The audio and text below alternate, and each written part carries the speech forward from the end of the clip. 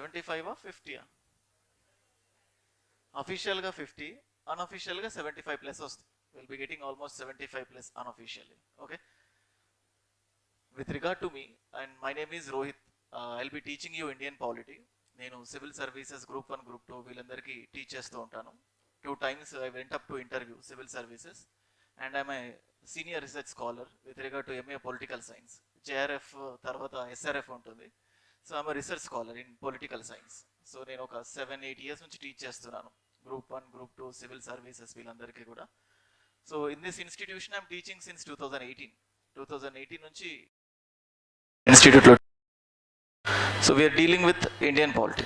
So first of all అన్ని subjects like economy కానీ, geography కానీ, హిస్టరీ కానీ, every subject has its own importance. కానీ ఏ సబ్జెక్ట్ గురించి బయట డిస్కస్ చేయడానికి వస్తే, అంటే if you're going to discuss something ఏదైనా అపార్ట్ ఫ్రమ్ సబ్జెక్ట్, బాగా డిస్కస్ చేసే టాపిక్ ఏంటంటే పాలిటీ. అంతే కదా? మీరు ఏదైనా రిలాక్సేషన్ కోసం డోర్ వేసేసి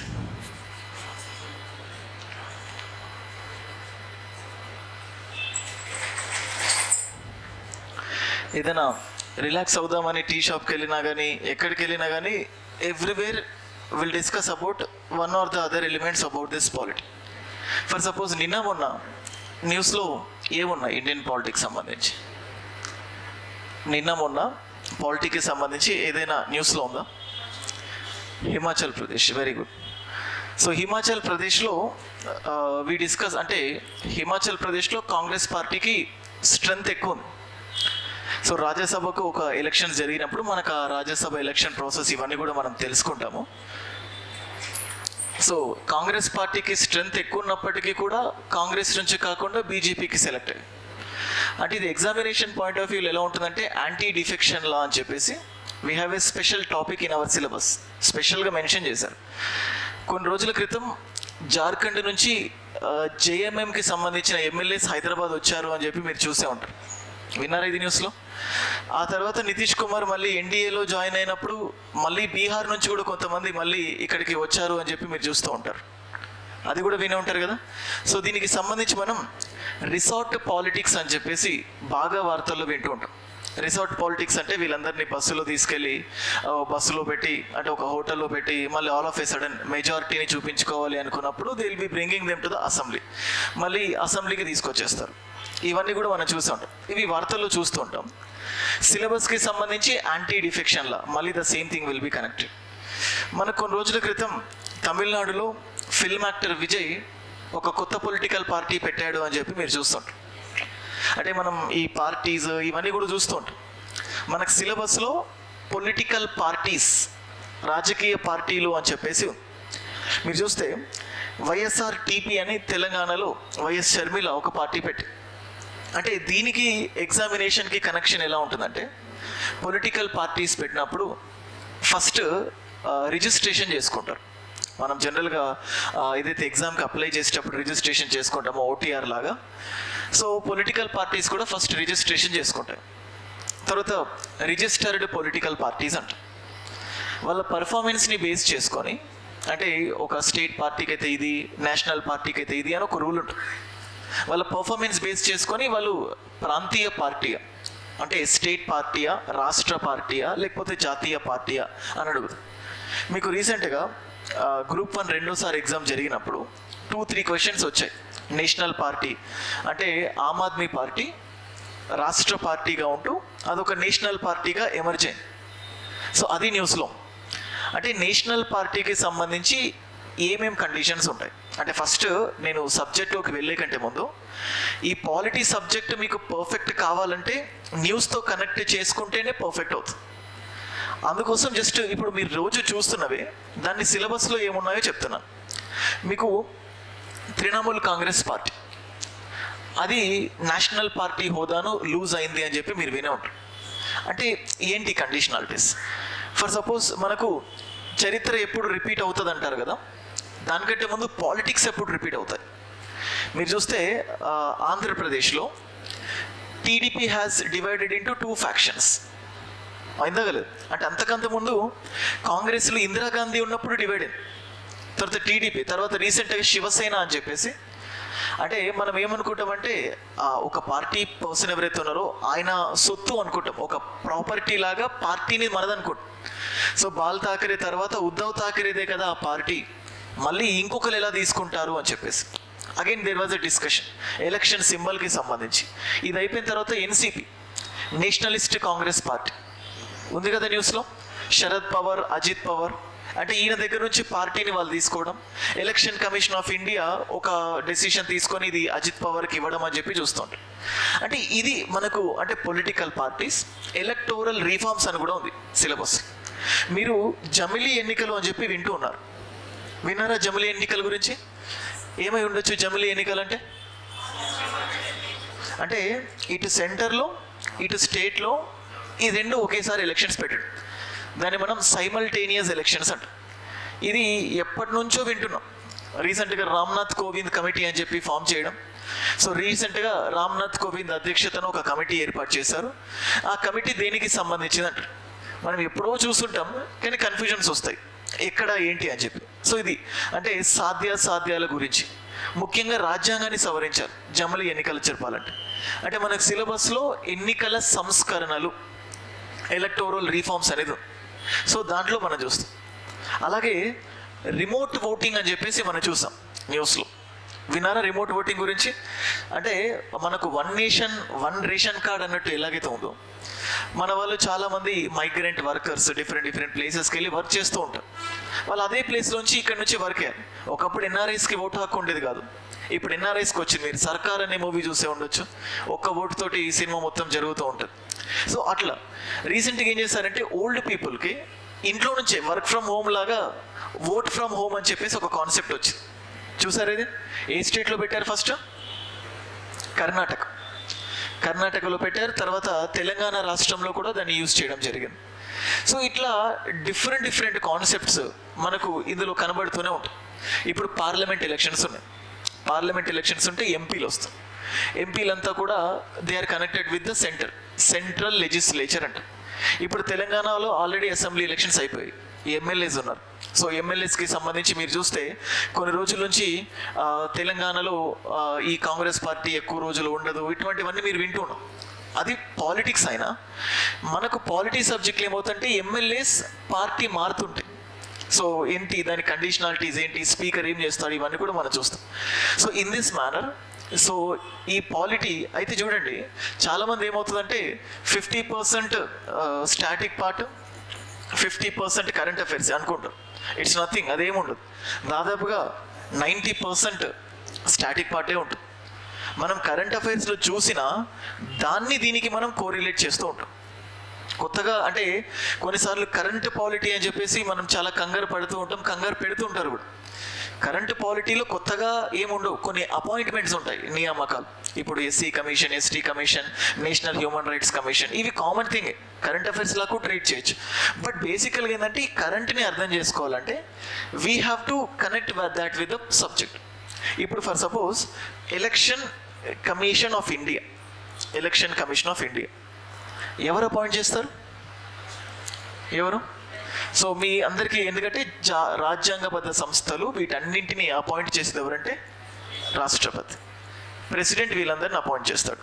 ఇప్పుడు దీని గురించి ఏమైనా న్యూస్లో ఉంది ఈ మధ్య? ఏదైనా కొలీజియం అని చెప్పేసి చూసాం. అంటే ఎన్నికల సంఘంలో కూడా ప్రెసిడెంట్ నీకు నచ్చిన వాళ్ళను నువ్వు అపాయింట్ చేస్తున్నావు, కానీ ఒక kind of conflict of interest వస్తాం. ఏంటి, ఇప్పుడు ఒక రాజకీయ పార్టీకి అనుకూలంగా ఉన్న వ్యక్తిని నియమిస్తే ఆ పార్టీకి అనుకూలంగా షెడ్యూల్స్ రిలీజ్ చేస్తారు. ఇప్పుడు మోడల్ కోడ్ ఆఫ్ కండక్ట్ ఉంటుంది, ఒక బీజేపీ క్యాండిడేట్ ఉంటాడు, నాన్ బీజేపీ క్యాండిడేట్ ఉంటాడు. వీళ్ళు సేమ్ తప్పు చేస్తే బీజేపీ వాళ్ళు చేసింది కనిపించకపోవచ్చు, వేరే వాళ్ళు చేసింది కనిపించవచ్చు. అంటే ఇట్లాంటివి జరగకుండా ఉండడానికి ముఖ్యంగా ఎలక్షన్ కమిషన్ ఆఫ్ ఇండియాలో అపాయింట్మెంట్స్ నిష్పక్షపాతంగా, ఇంపార్షియల్గా ఉండాలి. కానీ జస్ట్ ఫస్ట్ నుంచి ఏం చేస్తున్నాం, ప్రెసిడెంట్ మాత్రమే అపాయింట్ చేస్తున్నాం. ఇలా కాదు అని సుప్రీంకోర్టు అనూప్ బన్వర్లాల్ అని చెప్పేసి ఒక కేసు 2023లో, ఆ కేసులో ఏం చెప్పిందంటే leader of the opposition and అలాగే leader of the house, chief justice of India, వీళ్ళందరూ కలిపి ఒక గ్రూప్గా ఫామ్ అయిపోయి వాళ్ళు డిసైడ్ చేస్తే బాగుంటుంది అని చెప్పారు. ఇప్పుడు ఏమనిస్తారు, election commission of India collegium ప్రకారం అపాయింట్ కావాలి అని రాజ్యాంగంలోని ఆర్టికల్ 324 చెప్తుంది అంట. 324 చెప్తుంది అంటే ఈ కాన్సెప్ట్ తెలుసు, కానీ ఇది క్లియర్గా కాన్స్టిట్యూషన్లో ఉందా లేదో it's a big question mark. మళ్ళీ ఎందుకంటే పాలిటీ అన్నప్పుడల్లా మనకు కేసెస్ వస్తూ ఉంటాయి. రీసెంట్గా సుప్రీంకోర్టు సేమ్ సెక్స్ మ్యారేజ్ అని చెప్పేసి ఒక తీర్పు చెప్పింది. సుప్రీంకోర్టు ఏం చేసిందంటే, మాకు ఇందులో కలగజేసుకోవడం ఇష్టం లేదు, మేము ఇందులో ఇన్వాల్వ్ అవ్వదలుచుకోలేదు, దీన్ని పార్లమెంట్కే అప్పచెప్తున్నాము అని చెప్పింది. సో దానికి సంబంధించి సుప్రియా చక్రవర్తి వర్సెస్ యూనియన్ ఆఫ్ ఇండియా ఈ కేసులో ఇది చెప్పింది. అండ్ అలాగే ఎలక్టోరల్ బాండ్స్ గురించి కూడా మీరు విని ఉంటారు కదా. ఏ బ్యాంక్ ఇస్తుంది ఎలక్టోరల్ బాండ్స్? SBI మాత్రమే ఇస్తుంది. దానికి కొన్ని డినామినేషన్స్ ఉంటాయి, 1000, 10,000, lakhs, 10 lakhs, 1 crore అని చెప్పేసి. సో ఫస్ట్ నుంచి కూడా నేను దాదాపుగా ఒక 2017లో ఈ ఎలక్టోరల్ బాండ్స్ వచ్చినప్పటి నుంచి ప్రతి బ్యాచ్కి చెప్తూనే ఉన్నాను, ఇది ఎక్కువ కాలం నిలవకపోవచ్చు, ఖచ్చితంగా ఒక రూలింగ్ పార్టీకి మాత్రమే అది ఎడ్జ్ అయ్యేలాగా ఉంది అని. But after a long wait అది క్యాన్సిల్ చేస్తుంది. అసోసియేషన్ ఫర్ డెమోక్రటిక్ రిఫార్మ్స్ లేదా association of democratic reforms versus union of India ఈ కేసులో చెప్పారు, ఈ ఎలక్టరల్ బాండ్స్ రాజ్యాంగ విరుద్ధం, ఇవి చెల్లుబాటు కావు అని చెప్పేసి. నిన్న కూడా ఒక జడ్జిమెంట్ వచ్చింది, ప్రభుత్వ ఉద్యోగులకు 2 కంటే ఎక్కువ పిల్లలు ఉంటే సో వాళ్ళు ప్రభుత్వ ఉద్యోగానికి అనర్హులు అని చెప్పేసి అపీల్ పైన వెళ్తున్నప్పుడు ఇట్లా నంబర్ ఆఫ్ కేసులు వస్తాయి. మళ్ళీ ఇవన్నీ మనకు అవసరం లేదు, we're not going for any law. కానీ ఈ సబ్జెక్ట్కి సంబంధించి దానికి సంబంధించి ఏమేమి కేసెస్ ఉంటాయి ఏంటి ఇవన్నీ డిస్కస్ చేస్తాం. Okay, so first of all subject start చేసే ముందు we have to go with the సిలబస్లో ఏముందో ఒకసారి మనం చూద్దాం. అంటే ఒక టాపిక్ చెప్పినా కూడా కొంతమంది కంప్లీట్గా న్యూ వాళ్ళు ఉండొచ్చు, కొంతమంది తెలిసే ఉండొచ్చు, లేకపోతే పార్షియల్గా తెలిసి ఉండొచ్చు. ఇప్పుడు నేను ఏ టాపిక్ చెప్పినా there will be a big question mark for you. So ఇప్పుడు ఈ పాలిటీలో ఏమేమి ఉన్నాయో సిలబస్ ఒకసారి చూద్దాం. అంటే ఒక స్టోరీ వేలో what is there in your syllabus. అంటే ప్రతిసారి సిలబస్ని బట్టి కొట్టాలి గుర్తుపెట్టుకోవాలనుకుంటారు, దట్ ఈస్ నాట్ నెసెసరీ. మీరు ఒకసారి ఆ సిలబస్ని ఒక ఫార్మేట్లో చదివితే మీకు గుర్తుంటుంది, వీల్ అండర్స్టాండ్ దట్. ఒకసారి ఉంటే ఓపెన్ చేయండి, మీ దగ్గర సిలబస్ ఉందా?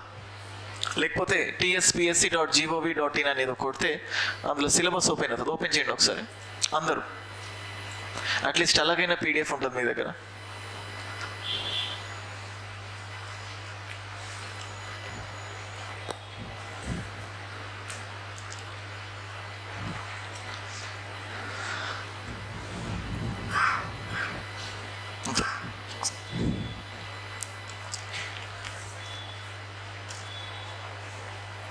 దీనికి నెట్ ఉంటే దీంట్లోనే వస్తుంది.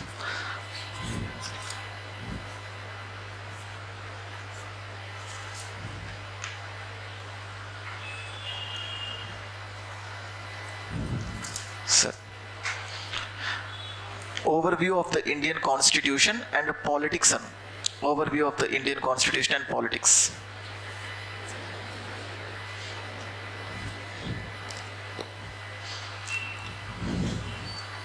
డౌన్లోడ్ అయిందా? ఓన్లీ TSPSC వెబ్సైట్ ఓపెన్ చేయండి, వేరేవేం అవసరం లేదు. ఫస్ట్ లైన్ ఏమో చెప్పండి, evolution of Indian constitution, nature and salient features, preamble. Next fundamental rights, next distinctive features, next union and state government. ఇలా ఒక్కొక్కటి చూద్దాం. ఫస్ట్ ఆఫ్ ఆల్ మీ అందరికీ కొంచెం తెలిసే ఉంటుంది, but again I'm just telling you that ఏమేమి ఉంటాయి ఏంటి అని. చూడండి, జనరల్గా if you want to prepare for Group 2, మీరు Group 2 ఎగ్జామ్కి ప్రిపేర్ అవ్వాలి అనుకుంటున్నారు. సో ఫస్ట్ ప్రిపేర్ అవ్వాలి అనుకుంటే ఫస్ట్ మీకు ఒక థాట్ వస్తుంది, ఎస్ అంటే ఈ Group 2 ఎగ్జామ్కి ప్రిపేర్ అవ్వాలి అంటే ఇట్స్ లైక్ ప్లాన్. అంటే Group 2 ఎగ్జామ్కి ప్రిపేర్ అవ్వాలనుకుంటున్నారు కాబట్టి ఎలా ప్రిపేర్ అవ్వాలి, ఎక్కడికి వెళ్తే బాగుంటుంది ఏంటి అని చెప్పి జస్ట్ ఒక కైండ్ ఆఫ్ ప్లాన్ అనేది ఉంటుంది. So once we have this plan, next stage ఏంటి? ఫస్ట్ స్టేజ్ ప్లాన్ వచ్చింది, థాట్ టు ప్లాన్ వచ్చింది. నెక్స్ట్ స్టేజ్ ఏంటి? ఆచరణం, అంతే కదా, execution. That's nothing but putting the things in to action. ఇప్పుడు మీరు TSPSCకి Group 2కి సంబంధించి ఏదైనా ఆలోచించినా లేకపోతే ఏం వేయాలనిపించినా కానీ you will be taking some suggestions. మీరు కొన్ని సలహాలు తీసుకుంటారు, కొన్ని ఏవైనా తీసుకుంటారు. సేమ్ అలాగే యాక్షన్లో పెట్టేటప్పుడు కూడా యూ విల్ టేక్ సమ్ సలహాలు, లేకపోతే సంప్రదింపులు చేస్తారంటారు కదా, ఇవి చేస్తారు. అంటే ఇదే మనం చూసినప్పుడు same just go for a construction of A building. ఒక బిల్డింగ్, ఒక హౌస్ కన్స్ట్రక్ట్ చేస్తున్నారు అనుకోండి. కన్స్ట్రక్ట్ చేసినప్పుడు కూడా ఫస్ట్ మనకి ఏం అవసరం? సో ఫస్ట్ మనం చూసేది plan, again next will be the execution. అంటే ఒక ప్లేటో అనే పర్సన్ ఏమంటాడంటే state is an individual writ large అంటే మన డైలీ లైఫ్లో ఏదైతే చూస్తామో స్టేట్ అంటే ఇక్కడ స్టేట్ అంటే మన రాష్ట్రం కాదు, ఒక నేషన్ లాంటిది. అది కూడా సేమ్ అలాగే ఉంటుందంట. సో ఎగ్జాక్ట్గా ఇదే ప్రాసెస్లో ఫస్ట్ మనం ప్లాన్ చేస్తాం కదా. నేను ఇక్కడ ఏమంటున్నానంటే లా మేకింగ్ అంట. What is the first one? Law making. శాసనాలను రూపొందించడం అంట. సో వాళ్ళని శాసనకర్తలు అంట, లెజిస్లేచర్స్ అంట. The persons who makes the law are called as law makers అంట. జనరల్గా మన డైలీ లైఫ్లో లా అని అన్నప్పుడల్లా కోర్టులు గుర్తొస్తాయి. ఇండియాలో మీరు ఎవరికైనా ఫర్ సపోజ్ బయటికి వెళ్ళిన తర్వాత మనకు జనరల్గా ఒక లా ఇచ్చి ఇది దేనికి సంబంధించింది అన్నాడు, 190 మంది కోర్ట్ అని అంటారు. అంటే law is not at all connected to the courts. చట్టాలు చేసేది పార్లమెంట్, చట్టాలు కరెక్టో కాదో చెప్పేది కోర్ట్స్. అది మనకు కావాలి. సో ఫస్ట్ లా మేకింగ్. ఇప్పుడు లా మేకింగ్ అంటే ఇండియాలో ఒక సైమల్టేనియస్ ఎలక్షన్స్ కావాలి అని మనం అనుకున్నాం. ఇప్పుడు ఇండియాకి ఈ సైమల్టేనియస్ ఎలక్షన్స్ కావాలి అనుకుంటే ఎవరు చట్టం చేస్తారు? పార్లమెంట్ చేస్తారు. ఇప్పుడు ఇండియాలో 28 స్టేట్స్ ఉన్నాయి, 29 స్టేట్స్ కావాలి అనుకుంటున్నాను, ఎవరు చేస్తారు? పార్లమెంట్. అంటే ఇది ఇండియాకి సంబంధించి కాబట్టి will be making it in a centralised manner. So ఇక్కడ లా మేకర్స్, దీన్ని నేను ఏమంటానంటే లెజిస్లేచర్స్ అంట. Legislature who is legislature in India అంటే దట్స్ నథింగ్ బట్ పార్లమెంట్. బైలింగోలే కదా, 2 మీడియంస్ ఉన్నారు కదా ఇక్కడ. So parliament will make it. And next law చేసిన తర్వాత లాని మళ్ళీ మనం ఏం చేయాలి? ఇంప్లిమెంట్ చేయాలి. We have to implement that law making అంటాం. అలా ఇంప్లిమెంట్ చేయడానికి నేను ఏమంటున్నానంటే ఎగ్జిక్యూటివ్ అంటాం. ఎగ్జిక్యూటివ్ చేసిన చట్టాన్ని ఇంప్లిమెంట్ చేస్తారు. ఇంప్లిమెంట్ చేసే వాళ్ళను ఎగ్జిక్యూటివ్స్ అంటారు. ఇప్పుడు ఇండియన్ కంటెక్స్ట్లో మళ్ళీ ఇప్పుడు ఎగ్జిక్యూటివ్స్ విల్ బి 2 టైప్స్. ఒకటి పర్మనెంట్ ఎగ్జిక్యూటివ్ అండ్ ఇంకొకటి టెంపరరీ ఎగ్జిక్యూటివ్, కార్యనిర్వాహక వర్గం అంట. అంటే ఇప్పుడు చేసిన దాన్ని కార్యరూపం దాల్చడానికి కార్యనిర్వాహక వర్గం ఉంటుంది. ఇందులో ఫస్ట్ ఎవరుంటారంటే ప్రెసిడెంట్, రాష్ట్రపతి ఉంటాడు, అండ్ అలాగే vice president, and next prime minister, council of ministers, and next attorney general. ఇది మళ్ళీ మీకు కాన్సెప్ట్స్ చెప్తున్నప్పుడు వస్తుంది, జస్ట్ మీకు క్రూడ్గా రఫ్గా చెప్తున్నాను. వీళ్ళంతా కార్యనిర్వాహక వర్గం. ఇప్పుడు ఇది కరెక్టో కాదో చెప్పే వాళ్ళని మనం ఏమంటాం? అడ్జుడికేషన్ అంటాం. అడ్జుడికేషన్ అంటే మనం చేసింది కరెక్టా కాదా అని చెప్పడానికి మనకు ఉండే వాళ్ళని ఏమంటాం? అడ్జుడికేషన్. తప్పు ఒప్పు చెప్పడానికి ఉన్న వాళ్ళను మనము న్యాయ నిర్ణేతలు లేకపోతే తీర్పు చెప్తారు అంటాం. అడ్జుడికేషన్ ఎవరు చెప్తారు చెప్పండి? అడ్జుడికేషన్ అంటే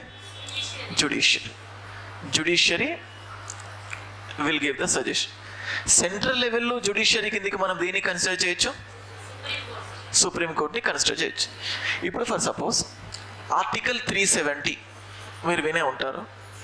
ఈ మధ్య సినిమా కూడా వచ్చింది, చాలా నీట్గా సినిమాలో పాలిటిక్స్ని పక్కన పెడితే ఎలా ఏంటో గ్రౌండ్ రియాలిటీస్ని చాలా క్లియర్గా చూపించాడు. 370 ఆర్టికల్ 370 అని. సరే ఫైన్, ఆర్టికల్ 370ని పార్లమెంట్ చేస్తుంది. దాన్ని ఎవరు ఇంప్లిమెంట్ చేస్తారు చెప్పండి? Executive. For suppose Narendra Modi implement చేస్తాడా, జయశంకర్ ఇంప్లిమెంట్ చేస్తాడా, అమిత్ షా ఇంప్లిమెంట్ చేస్తాడా? అందరూ కలిపి ఇంప్లిమెంట్ చేస్తారు. పక్కానా? అందరూ కలిపిన వాళ్ళలో వాళ్ళే ఫైటింగ్ చేస్తారు, నేనేం చేయాలని. అంటే ఇక్కడ ఏమవుతుందంటే ప్రతి దానికి ఒక కేటగరైజేషన్ అనేది ఉంటుంది. అంటే ఇది స్టేట్కి సంబంధించి మనకి ఎవరు తీసుకుంటారంటే యూనియన్ హోమ్ మినిస్టర్. మీరు జమ్మూ కాశ్మీర్ గురించి ఎప్పుడు ప్రతిపాదన వచ్చినా కూడా మాట్లాడేది హోమ్ మినిస్టర్. జమ్మూ కాశ్మీర్ని మళ్ళీ రాష్ట్రం చేస్తాము, జమ్మూ కాశ్మీర్లో మళ్ళీ ఎలక్షన్స్ పెడతాం, వీటన్నిటి గురించి. అంటే మీరు అమిత్ షా ఎందుకు మాట్లాడుతున్నారు అనుకోకూడదు. He is a union home minister, కేంద్ర హోంశాఖ మంత్రి కాబట్టి ఆయన్నే మాట్లాడు. ఇప్పుడు ఎంఎస్పి గురించి మళ్ళీ ఫైట్ జరుగుతుంది, మినిమం సపోర్ట్ ప్రైస్ గురించి. అంటే ఇలా స్ట్రైక్ చేయొచ్చా మనం ఇండియాలో? ఇలా స్ట్రైక్స్ చేయొచ్చా, చేయకూడదు? అది ప్రాథమిక హక్కా కాదా? It's not a fundamental right. అంటే స్ట్రైక్ అనేది ఎప్పుడు కూడా ప్రాథమిక హక్కు కాదు అని సుప్రీంకోర్టు చాలాసార్లు సిపిఎం వర్సెస్ భరత్ కుమార్ అనే కేసు, టీకే రంగరాజన్ అనే కేసు ఇవి చెప్పింది. కానీ శాంతియుతంగా హర్తాల్ అంటాం, అలాంటివి మాత్రం ప్రాథమిక, అంటే చేయకూడదని కాదు. మనకు 19(1)B రైట్ టు అసెంబుల్, అంటే సమావేశాలు ఏర్పాటు చేసుకోవచ్చు.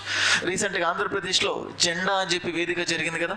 సో రాజకీయ సభలు జరుగుతూ ఉంటాయి కదా, రాజకీయ సభలు పెట్టుకోవచ్చు అంటే సమావేశాలు ఏర్పాటు చేసుకోవడం. ఇప్పుడు for suppose recruitment mega TSC అని, సో కొంతమందికి ఎక్కువ అనిపించవచ్చు, కొంతమందికి తక్కువ అనిపించవచ్చు.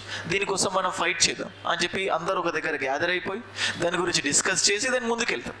అంటే అలా సమావేశాలను ఏర్పాటు చేసుకోవడాన్ని మనం ఏమంటాం, 19(1)B చెప్తాం. అంటే ఇలా సమావేశాన్ని ముందుకు తీసుకెళ్ళడానికి సంఘాలు ఎక్కువగా హెల్ప్ అవుతూ ఉంటాయి. రాజకీయ పార్టీ కూడా ఒక సంఘమే. సంఘాలను ఏర్పాటు చేసుకోవచ్చు, అసోసియేషన్స్ ఏర్పాటు చేసుకోవచ్చు, 19(1)C చెప్తుంది. సో ఇట్లా ఇప్పుడు for suppose minimum support price అని పార్లమెంట్ ఒక చట్టం చేసింది మినిమం సపోర్ట్ ప్రైస్ పైన. దాన్ని ఎవరు ఇంప్లిమెంట్ చేస్తారు చెప్పండి? అగ్రికల్చర్ మినిస్టర్ ఇంప్లిమెంట్ చేస్తారు. ఇప్పుడు రీసెంట్గా ఢిల్లీ సివిల్ సర్వీసెస్కి సంబంధించి న్యూస్లో, ఇప్పటి నుంచి ఢిల్లీ సివిల్ సర్వీసెస్ ముఖ్యమంత్రి కాదు ఎల్టీ గవర్నర్ కంట్రోల్ చేస్తారు అని. ఇప్పుడు యూనియన్ టెరిటరీస్ గురించి మాట్లాడినప్పుడల్లా మళ్ళీ మనకి ఎవరు వస్తారు? యూనియన్ హోమ్ మినిస్టర్ వస్తాడు. ఇప్పుడు ఫర్ సపోజ్ ఇండియా మొత్తంలో నేషనల్ హైవేస్ ఉన్నాయి, ఇంకా ఎక్స్పాండ్ చేద్దాం అనుకుంటున్నాం నేషనల్ హైవేస్. సో దానికి సంబంధించి ఒక బిల్లో సంథింగ్ పార్లమెంట్ పాస్ చేస్తుంది. దాన్ని ఇంప్లిమెంట్ చేసేది ఎవరు? సో దానికి రోడ్డు రవాణా శాఖ మంత్రి అంటాం కదా. సో అంటే హైవేకి సంబంధించిన అథారిటీ మినిస్టర్స్ వాళ్ళు ఇంప్లిమెంట్ చేస్తారు. అంటే ఇప్పుడు ఇండియా మొత్తంలో మేము ఇండియన్ మోడర్నైజ్ చేద్దాం అనుకుంటున్నాం. ప్రతి ప్లేస్లో, ప్రతి మిడిల్ ఎయిర్ టైప్ సిటీలో ఒక ఎయిర్పోర్ట్ని కట్టాలనుకుంటున్నాం. అలా ఎయిర్పోర్ట్ని కట్టాలని ఒక బిల్ పాస్ చేస్తారు ఎక్కడ? పార్లమెంట్. మళ్ళీ దాన్ని ఎవరు ఇంప్లిమెంట్ చేస్తారు? కౌన్సిల్ ఆఫ్ మినిస్టర్లో ఒక వ్యక్తి. ఆ ఒక వ్యక్తి ఎవరు? పౌర విమానయాన శాఖ మంత్రి అంటాం కదా, సివిల్ ఏవియేషన్ మినిస్టర్ అంటాం కదా, వాళ్ళు ఇంప్లిమెంట్ చేస్తారు. అంటే మనం ఏం చేసిన ఇప్పుడు ఇలా ఒక్కొక్కరి గురించి చెప్పుకుంటున్నాం, కానీ వీళ్ళంతా దేనికి ఎందుకు వస్తారు? అంటే పార్లమెంట్ చట్టం చేసినా లాస్ట్ సిగ్నేచర్ ఎవరిది ఉంటుంది? ప్రెసిడెంట్. అంటే ఏ పని చేసినా ఇండియాలో ఎవరి పేరు మీద జరుగుతుంది? ప్రెసిడెంట్. అంటే ఇట్లా సో పార్లమెంట్ ఒక చట్టం చేస్తుంది, దాన్ని ఇంప్లిమెంట్ చేయడానికి ఇంకో గ్రూప్ ఆఫ్ పీపుల్ ఉంటుంది. ఇప్పుడు మీకు పార్లమెంట్ చేసిన చట్టం నచ్చలేదు, ఏం చేస్తాం? ఎక్కడికి వెళ్తాం? సుప్రీంకోర్టుకైనా హైకోర్టుకైనా వెళ్తాం. సో బేసికల్గా నీకు నచ్చలేదు అనుకోండి, దానిపైన నీకు నచ్చలేదు కాబట్టి ఎక్కడికి వెళ్తాం? సుప్రీంకోర్టు. సరే ఫైన్. ఇప్పుడు ఆంధ్రప్రదేశ్ నుంచి తెలంగాణ సపరేట్ అయింది. ఎవరు సపరేట్ చేశారు? కాంగ్రెసా పార్లమెంటా? ఇదే డిఫరెన్స్. పాలిటీ విన్నవాడు పార్లమెంట్ అంటాడు, విననివాడు కాంగ్రెస్ అంటాడు. సో పార్టీ ఇస్తే సరిపోదు. So that will be given by the parliament. ఇప్పుడు ఫర్ సపోజ్ మనకు ఏమంటారు, పంపకాలు అంటారు కదా, ఆస్తి పంపకాలు. ఆంధ్రప్రదేశ్కి తెలంగాణ నుంచి రావడం, తెలంగాణకు ఆంధ్రప్రదేశ్ నుంచి రావడం, దీనికి సంబంధించి మనకు ప్రాబ్లమ్స్ ఉన్నాయనుకోండి. ఇప్పుడు తెలంగాణ ముఖ్యమంత్రి, ఆంధ్రప్రదేశ్ ముఖ్యమంత్రి ఎక్కడికి వెళ్తారు? సో అంటే ఫస్ట్ ఆఫ్ ఆల్ ఇక్కడ ఇప్పుడు పార్లమెంట్ చట్టం చేసింది, అంటే స్టేట్ రీఆర్గనైజేషన్ యాక్ట్ 2014. ఇది మీరు చూసే ఉంటారు కదా, రాష్ట్ర పునర్వ్యవస్థీకరణ చట్టం అని చెప్పి 2014లో రూల్స్ రెగ్యులేషన్స్ ఉంటాయి. ఇది పార్లమెంట్ చేసింది. ఇంప్లిమెంట్ చేయాల్సింది ఎవరు? Union home minister. అంటే చట్టంలో ప్రాబ్లం ఉంటే పార్లమెంట్ పైన సుప్రీంకోర్టుకి వెళ్తాం, దాని అమలులో ప్రాబ్లం ఉంటే దానిపైన కూడా ఎక్కడికి వెళ్తాం? సుప్రీంకోర్టు. అంటే రెండు కలిపిల్లు. అంటే ఇప్పుడు మాకు ఇప్పుడు తెలంగాణ, మాకు ఫర్ సపోజ్ ఇంత వాటా రావాలి, మాకు ఇంకా రావట్లేదు, సెంటర్ దగ్గరికి వెళ్తున్నాను, వాళ్ళు రెస్పాండ్ అవ్వట్లేదు, అంటే రాష్ట్ర పునర్వ్యవస్థీకరణ చట్టాన్ని సరిగ్గా అమలు చేయట్లేదు అని చెప్పి you will be going to where? Supreme court. అంటే ఈ రెండిటికి నుంచి ప్రాబ్లం వచ్చినా మీరు ఎక్కడికి వెళ్తారు? సుప్రీంకోర్టు. సో ఇట్లాగా 3 వింగ్స్ ఉంటాయి. సో ఎవ్రీ గవర్నమెంట్ అంటే ఎవ్రీ పాలిటీ అంటే డెఫినెట్గా 3 ఆర్గాన్స్ గురించి 3 వ్యవస్థల గురించి నేర్చుకుంటాం. శాసన వ్యవస్థ, కార్యనిర్వాహక వ్యవస్థ, న్యాయ వ్యవస్థ. శాసన వర్గం, కార్యనిర్వాహక వర్గం, న్యాయ వర్గం. కొంతమంది first estate, second estate, third estate అని కూడా పిలుస్తారు. ఫోర్త్ ఎస్టేట్ ఏంటి అని అడుగుతాం. ఇది అన్అఫీషియల్గా. So medium. So Macaulay 4th ఎస్టేట్గా మీడియా అని పిలుస్తుంది. అన్అఫీషియల్గా ఇది, బట్ కొన్నిసార్లు అడుగుతుంటాం. ఈ 3 ఉంటేనే కరెక్ట్ అవుతాయి. ఇప్పుడు ఫర్ సపోజ్ చూడండి, just take the case of a king. అంటే ఈ 3 ఇలా ఉంటే మనకు ప్లస్ ఏంటంటే, ఒక కింగ్ తీసుకోండి.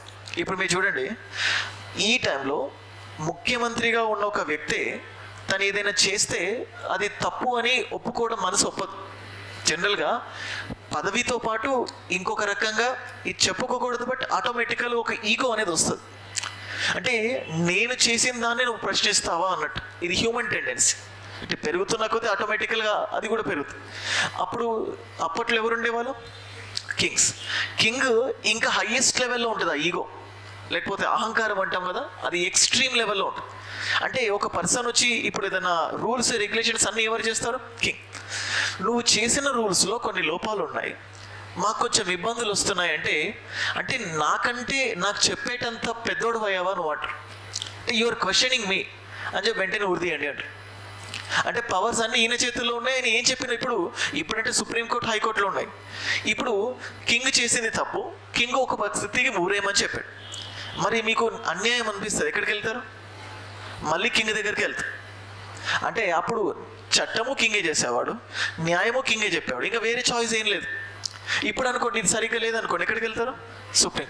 సరే, కింగ్ ఒక రూల్ తీసుకొచ్చాడు, చాలా బాగుంది. అంటే కింగ్ చెప్పింది ఏంటంటే, ఏదో ఒక ఎగ్జాంపుల్ తీసుకోండి, ఈ రాజ్యంలోని ప్రజలందరికీ ఇటువంటి వసతులు ఇద్దాం అనుకుంటున్నాను, ఇవన్నీ ఒక రూల్స్ తీసుకొస్తాం, దీన్ని అమలు చేయడానికి ఒక వ్యక్తిని నేను పెడుతున్నాను అని. ఆ వ్యక్తి సరిగ్గా ఇంప్లిమెంట్ చేయట్లేదు అనుకోండి, మళ్ళీ మీరు కింగ్ దగ్గరికి వెళ్తారు. కింగ్ మంచోడు అనుకోండి, వింటాడు. అందరు కింగ్స్కి అహంకారం ఉండదు, సో వింటాడు. కానీ కింగ్ వినలేదనుకోండి, అల్టిమేట్గా సఫరర్స్ ఎవరు? పీపుల్. అందుకే ఇట్లా అన్ని సంస్థలు ఒకే వ్యక్తి చేతుల్లో ఉంటే తీవ్రమైన ఇబ్బందులు వస్తాయి. అలా ఉండకూడదన్న ఉద్దేశంతో మనకు మోడర్న్ వరల్డ్ మాంటెస్క్యూ, ఇది 2016లో అడిగిన question, theory of separation of powers ఈ క్రింది అంటే ఏ వ్యక్తి ప్రతిపాదించాడు అని. Montesquieu, French philosopher Montesquieu. ఇలా చట్టాలు చేయడం, చట్టాలని అమలు చేయడం, చట్టం కరెక్ట్ ఉందో లేదో చూడడం, ఇవన్నీ ఒక్క వ్యక్తి చేతుల్లోనే ఉంటే అల్టిమేట్గా పీపుల్ సఫర్ అవుతారు. అలా అవ్వకూడదు అన్న ఉద్దేశంతో ఒక్కొక్కరికి కొన్ని డివిజన్ చేశారు. సో మనకి ఇది సిలబస్లో. సో అయితే మన సిలబస్లో ఇక్కడ ఏమవుతుందంటే, ఇండియాను బేసికల్గా ఏమంటామంటే ఫెడరల్ స్టేట్ అంటాం. మన భారతదేశాన్ని ఫెడరల్ స్టేట్ అంటాం, లేదా భారతదేశాన్ని సమాఖ్య వ్యవస్థ అంటాం. సమాఖ్య వ్యవస్థ అంటే మనకు 2 గవర్నమెంట్స్ ఉంటాయి, ఒకటి సెంట్రల్ గవర్నమెంట్, ఇంకొకటి స్టేట్ గవర్నమెంట్. ఇప్పుడు మనం చూస్తే మనం డిస్కస్ చేసిందంటే ఏంటి? Central government. సేమ్ ఇప్పుడు స్టేట్ లెవెల్లో కూడా ఇంకొన్ని పాయింట్స్ ఉంటాయి. ఇప్పుడు లెజిస్లేచర్ అన్నాం, చట్టాలు చేసేది ఎవరంటే లెజిస్లేచర్, చట్టాలు చేసేది లెజిస్లేచర్. స్టేట్ లెవెల్లో చట్టాలు చేసేది ఎవరు? State legislature. అంటే ఇక్కడ చూడండి, లెజిస్లేచర్, ఇక్కడ స్టేట్ లెజిస్లేచర్ ఉంది కదా అని కన్ఫ్యూజ్ అవ్వకండి, అలా కోయిన్సిడెంటల్గా కలిసాయి అంతే. సో రాష్ట్ర శాసనసభ చట్టం చేసేది. ఇప్పుడు స్టేట్ లెవెల్లో దాన్ని అమలు చేసే వాళ్ళని ఏమంటున్నాం మనం? కార్యనిర్వాహక వర్గం. దాన్ని మళ్ళీ ఏమంటాం? State executive. చెప్పండి, ఎవరు ఉండొచ్చు స్టేట్ ఎగ్జిక్యూటివ్లో? సో గవర్నర్ ఉంటాడు, గవర్నర్, ఇంకా చీఫ్ మినిస్టర్, రాష్ట్ర మంత్రి మండలి, కౌన్సిల్ ఆఫ్ మినిస్టర్స్, అండ్ అలాగే advocate general, and again there will be advocate general. రాష్ట్ర మంత్రి మండలి వస్తుంది, అడ్వకేట్ జనరల్. అండ్ నెక్స్ట్ అడ్జుడికేషన్కి మనకి ఏమొస్తుంది? జ్యుడిషియరీ అంటున్నాం. అయితే ఇక్కడ మీరు గుర్తుపెట్టుకోవాల్సింది ఏంటంటే, హైకోర్టు స్టేట్కి, సుప్రీంకోర్టు సెంటర్కి అని మాత్రం అనుకోకూడదు. ఇండియాలో ఏముంటుందంటే ఏకీకృత సమగ్ర న్యాయ వ్యవస్థ అంటాం, ఇంటిగ్రేటెడ్ జ్యుడిషియరీ. అంటే హైకోర్టు కేంద్రంవి రాష్ట్రంవి రెండు చూసుకుంటుంది, సుప్రీంకోర్టు రాష్ట్రంది కేంద్రంది రెండు చూసుకుంటుంది. అదే మనం యూఎస్ తీసుకున్నాం అనుకోండి, కేంద్రానికి సంబంధించి ఒక కోర్టు, రాష్ట్రాలకు సంబంధించి ఒక కోర్టు. నేను మీకు ఇట్లా ఎక్స్ప్లెయిన్ చేసేటప్పుడు మీకు అలా ఫ్లోలో చెప్తున్నాను అంతే, బట్ మీకు దానికి అల్టిమేట్ థింగ్ ఏంటంటే యాక్చువల్ కాన్సెప్ట్స్కి వెళ్ళినప్పుడు మనకు వస్తుంది. సో ఇప్పుడు స్టేట్ లెజిస్లేచర్, ఇప్పుడు తెలంగాణకు సంబంధించి అంతకుముందు రైతు బంధు ఉంది, కొత్త గవర్నమెంట్ ఇంకొక దానికి ఇంకొక పేరు పెట్టి ఇంకొక స్కీమ్ చేస్తుంది. సో అలా చట్టం చేసేది ఏంటి? State legislature. దాన్ని ఇంప్లిమెంట్ చేసేది ఏంటి? మంత్రిమండలి. నచ్చకపోతే ఎక్కడికి వెళ్తాం? హైకోర్టు. సో ఇలా రెండు రకాల ప్రభుత్వాలు ఉంటే సో దాన్ని ఫెడరల్ సమాఖ్య వ్యవస్థ అంటాం. సో ఇప్పుడు యూనియన్ గవర్నమెంట్ అంటాం కదా. సో కేంద్ర ప్రభుత్వం. సో కేంద్ర ప్రభుత్వం అంటే ఏమొస్తుంది? ఈ ఎగ్జిక్యూటివ్స్ అన్నాను కదా, వీళ్ళంతా కూడా దేని కిందకి వస్తారు? Union government. వీళ్ళంతా దేని కిందకి వస్తారు? Central legislature. సో సేమ్ అలాగే ఇప్పుడు ఇక్కడ చూస్తే వీళ్ళంతా దేని కిందకి వస్తారు? State government. ఇదంతా స్టేట్ లెజిస్లేచర్. అంటే కేంద్రంలో శాసన వర్గం, రాష్ట్రంలో శాసన వర్గం. కేంద్రంలో కార్యనిర్వాహక వర్గం, రాష్ట్రంలో కార్యనిర్వాహక వర్గం. అలాగే కేంద్రంలో రాష్ట్రంలో రెండింటికి ఉండేది ఏంటి? న్యాయ వ్యవస్థ. అయితే జ్యుడిషియరీ గురించి చూసేటప్పుడు బాగా సుప్రీంకోర్టు అండ్ హైకోర్టు ముఖ్యంగా కాన్స్టిట్యూషనల్ కేసెస్ అంట. కాన్స్టిట్యూషనల్ కేసెస్, రాజ్యాంగబద్ధ కేసులు అంట కాన్స్టిట్యూషనల్ కేసెస్. ఇప్పుడు కాన్స్టిట్యూషనల్ కేసెస్ అంటే ఇప్పుడు చూడండి, మనకు for suppose anti defection law. Anti defection law అంటే పార్టీ ఫిరాయింపు చట్టం. ఈ పార్టీ ఫిరాయింపు చట్టం ప్రకారం పవర్స్ అన్ని ఎవరి చేతుల్లో ఉన్నాయి? ప్రిసైడింగ్ ఆఫీసర్, బేసికల్గా స్పీకర్ అంటారు. మరి రాజ్యసభ అయితే స్పీకర్ అవ్వడు కదా, చైర్మన్ వస్తుంది.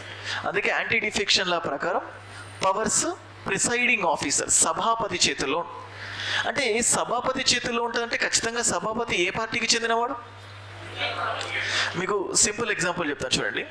మీకు నిన్న హిమాచల్ ప్రదేశ్లో చూస్తే, హిమాచల్ ప్రదేశ్లో ఆల్మోస్ట్ ఎంతమంది ఉన్నారంటే 68 మెంబర్స్ ఉన్నారు హిమాచల్ ప్రదేశ్లో. ఇందులో రూలింగ్ పార్టీ కాంగ్రెస్కి ఎన్ని సీట్స్ ఉన్నాయి? 40 ఉన్నాయి. అండ్ బీజేపీకి ఇఫ్ యూ సీ ఆల్మోస్ట్ బీజేపీకి ఒక 24 సీట్స్ ఉన్నాయి. అండ్ నెక్స్ట్ 4 ఏమో ఇతరులకు. అంటే కాంగ్రెస్కి ఎన్ని సీట్స్ ఉన్నాయి? 40 సీట్స్ ఉన్నాయి. ఇప్పుడు ఉత్తరప్రదేశ్లో హిమాచల్ ప్రదేశ్లో ఏమైందంటే రాజ్యసభకు ఎలక్షన్స్ జరుగుతాయి. హిమాచల్ ప్రదేశ్లో రాజ్యసభకు ఎలక్షన్స్ జరుగుతుంటే రాజ్యసభకు ఎవరు పార్టిసిపేట్ చేస్తారంటే ఎమ్మెల్యేస్ మాత్రమే పార్టిసిపేట్ చేస్తారు. రాజ్యసభకు ఎవరు పార్టిసిపేట్ చేస్తారు? ఎమ్మెల్యేస్. ఇప్పుడు ఇక్కడ ఏమైపోయిందంటే, అంటే దీనికి ఒక ఫార్ములా ఉంటుంది. ఫార్ములా ఏంటంటే అసెంబ్లీ స్ట్రెంగ్త్ బై వేకెన్సీ. అంటే ఎంతమందికి ఎలక్షన్ జరగబోతున్నాయి అది +1 అండ్ +1. ఇది ఫార్ములా ఫిక్స్గా. ఇప్పుడు హిమాచల్ ప్రదేశ్లో ఎంతమంది ఉన్నారు? 68. ఎలక్షన్స్ ఎంతమందికి జరుగుతాయి? ఒక్క సీటుకి +1, మళ్ళీ ఇక్కడ +1. దట్ ఈక్వల్ టు ఏమవుతుంది? 34 +1. అంటే ఈ రాజ్యసభ సీటు కావాలంటే కావలసిన ఓట్లు ఎంత? 35. కానీ కాంగ్రెస్ పార్టీకి ఓన్లీ 34 మంది మాత్రమే ఓటేస్తారు. 6 మెంబర్స్ కాంగ్రెస్ పార్టీకి సపోర్ట్ ఇవ్వలేదు.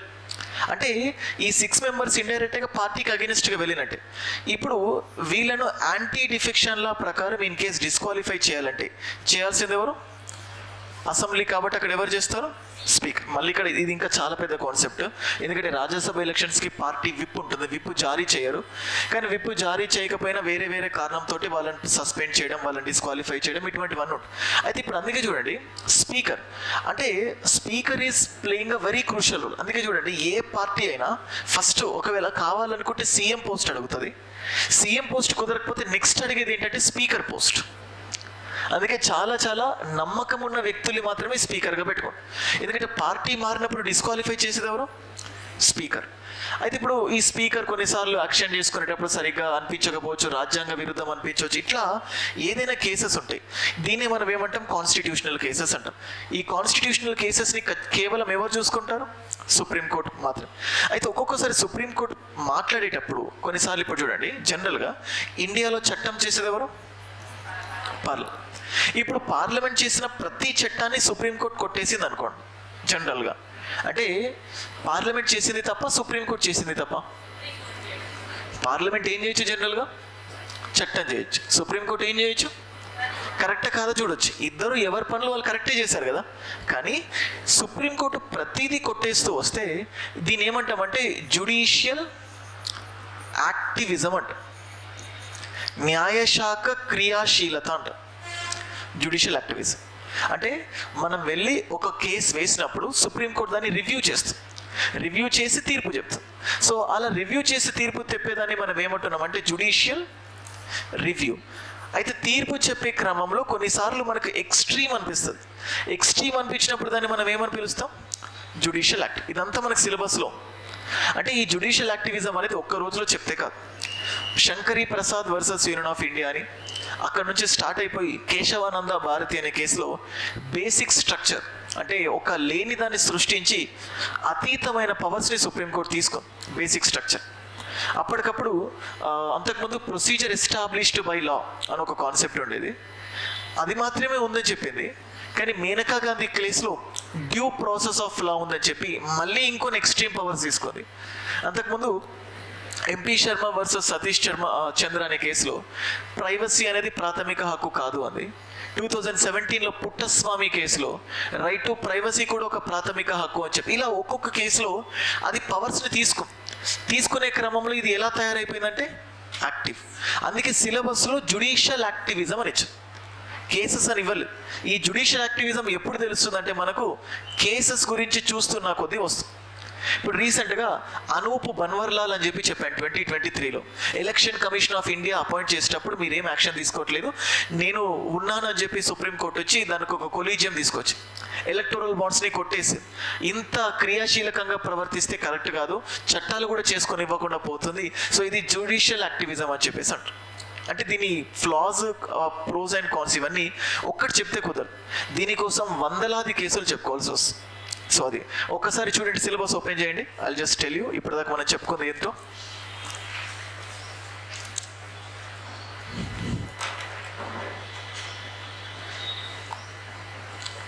సో ఇప్పుడు 4th పాయింట్ చూడండి.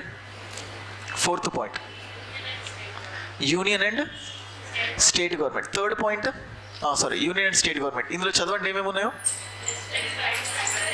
Council of ministers, governor, chief minister, council of ministers, powers and functions, ఇదంతా వచ్చేసింది కదా.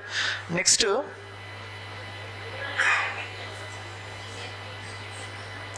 8th పాయింట్ చూడండి. 8th point judicial review, judicial activism, supreme court, high court ఉన్నాయా పవర్స్ అని. అంటే ఇవి అంటే ఇప్పుడు ఈ పాయింట్స్ని మనం ఈ లైనప్ తోటి ఎలా కనెక్ట్ చేస్తున్నాం అనేది important. So how are we connecting? ఇప్పుడు ఫర్ సపోజ్ చూడండి, సెంటర్లో పార్లమెంట్, స్టేట్లో ఏముందని చెప్పాను, స్టేట్ లెజిస్లేచర్. ఇప్పుడు సెంటర్కి అండ్ స్టేట్కి ఖచ్చితంగా రిలేషన్స్ ఉంటాయా లేవా? సెంటర్కి స్టేట్కి. అయితే ఈ రిలేషన్స్ని ఎలా స్టడీ చేస్తామంటే, ఒకటి శాసనపరమైన అంటే కేంద్ర రాష్ట్ర శాసనపరమైన సంబంధాలు, అండ్ నెక్స్ట్ కేంద్ర రాష్ట్ర పరిపాలనా పరమైన సంబంధాలు. దీన్ని నేను కార్యనిర్వాహక అని చెప్పి కూడా కోరిలేట్ చేసుకోవచ్చు, ఎగ్జిక్యూటివ్ లాగా. అండ్ నెక్స్ట్ కేంద్ర రాష్ట్ర ఆర్థిక సంబంధాలు, కేంద్ర రాష్ట్ర ఆర్థిక సంబంధాలు. మీరు ఇప్పుడు చూస్తే ఒక ముఖ్యమంత్రి సెంటర్ని ఏదైనా అన్నని మళ్ళీ మార్నింగ్ వెళ్ళి సెంటర్ నుంచి కొన్ని డబ్బులు అడుగుతారు. మాకు ఇలా కొన్ని కన్స్ట్రక్షన్స్ చేసుకోవాలి, రాజధాని కన్స్ట్రక్ట్ చేసుకోవాలి, ఒక పెద్ద ప్రాజెక్ట్ కన్స్ట్రక్ట్ చేయాలి, వీటన్నిటికీ కొంచెం డబ్బులు కావాలి అని చెప్పి కొంచెం ఫండ్స్ని రిక్వెస్ట్ చేస్తూ ఉంటాం. సో ఇట్లా అంటే సెంటర్కి ఆర్థికంగా ఎటువంటి పవర్ ఉంది, స్టేట్స్కి ఎటువంటి పవర్ ఉంది, స్టేట్స్ ఎందుకు సెంటర్కి వెళ్ళి వెళ్తాయి అంటే, ఇప్పుడు చూడండి మనం ఇంతకుముందు ఏం చెప్పానంటే, ఇండియాకి అంటే సెంటర్కి స్టేట్కి రిలేషన్ ఎలా ఉందని చెప్పాను, ఫెడరల్. అయితే కాన్స్టిట్యూషన్లో ఈ ఫెడరల్ అనే పదం ఎక్కడా లేదు, ఎక్కడ కనిపించదు. అంటే భారతదేశం ఒక సమాఖ్య వ్యవస్థ అని ఎక్కడ కనిపించదు. కానీ చూడ్డానికి ఎలా ఉంటుంది, సమాఖ్య వ్యవస్థ వలె ఉంటుంది. కొన్నిసార్లు చూస్తే ప్యూర్ సమాఖ్య వ్యవస్థ లాగా ఉండదు. అంటే ఫర్ సపోజ్ చూడండి, మనము United states of America and Australia ఈ రెండు చూస్తే వీటిని మనం ఏమంటామంటే ప్యూర్ ఫెడరల్ స్టేట్స్ అంటాం, అసలైన సమాఖ్య వ్యవస్థ. ఎందుకంటే ఇక్కడ ఒక సబ్జెక్ట్ ఉంటుంది, అదేంటంటే కేంద్ర జాబితా ఉంటుంది. ఓన్లీ ఒకటే ఉంటుంది, ఏంటది, కేంద్ర జాబితా. అంటే కేంద్ర జాబితా అంటే ఏంటి? ఏదేది యూనియన్ చూసుకుంటుంది, అదొక్కటే ఉంటుంది. ఇప్పుడు మిగిలినవన్నీ ఎవరికి ఇచ్చేస్తారు? మిగిలినవి పూర్తిగా ఎవరికి ఇచ్చేస్తున్నారు? స్టేట్స్. వీటిని ప్యూర్ అంటాం. కానీ ఇండియాలో ఏమవుతుందంటే 3 లిస్ట్స్ ఉన్నాయి. ఒకటి union list, state list, concurrent list. మిగిలినవన్నీ మళ్ళీ ఎవరికి వెళ్ళిపోతాయి? Union list. అంటే ఇప్పుడు ప్యూర్ ఫెడరల్కి ఏమో ఎగ్జాంపుల్ ఇది. దీనిలాగా ఇక్కడ కూడా డివిజన్స్ ఉన్నాయి, కానీ ఎక్కువ దేనికి వెళ్ళిపోయాయి? యూనియన్కి వెళ్ళిపోయి. అంటే కొంతమంది ఈ స్ట్రక్చర్ని చూసి ఏమంటారంటే India is a quasi federal అంట. మీరు ఫైండ్ అవుట్ చేసుకోండి ఇంటికి వెళ్ళిన తర్వాత, ఏ ఫిలాసఫర్ ఇండియా స్ట్రక్చర్ని క్వాజీ ఫెడరల్, అర్ధ సమాఖ్య వ్యవస్థ అని పిలిచిన వ్యక్తి ఎవరు? So next fine. నెక్స్ట్ ఇప్పుడు కొన్నిసార్లు చూస్తే సెంట్రల్లో ఒక బీజేపీ ఉంది, ఫర్ సపోజ్ స్టేట్లో కూడా బీజేపీ పార్టీ ఉందనుకోండి, ఏదో ఒక స్టేట్లో, జస్ట్ టేక్ ఇట్. ఇప్పుడు వీళ్ళిద్దరి మధ్యలో సహకారం ఉంటుందా ఉండదా? 100% సహకారం ఉంటుంది. అయితే చూస్తే అంటే సేమ్ పార్టీ డిఫరెంట్ పార్టీస్ ఉన్న కొన్ని సందర్భాల్లో కోఆపరేషన్ అనేది ఉంటుంది.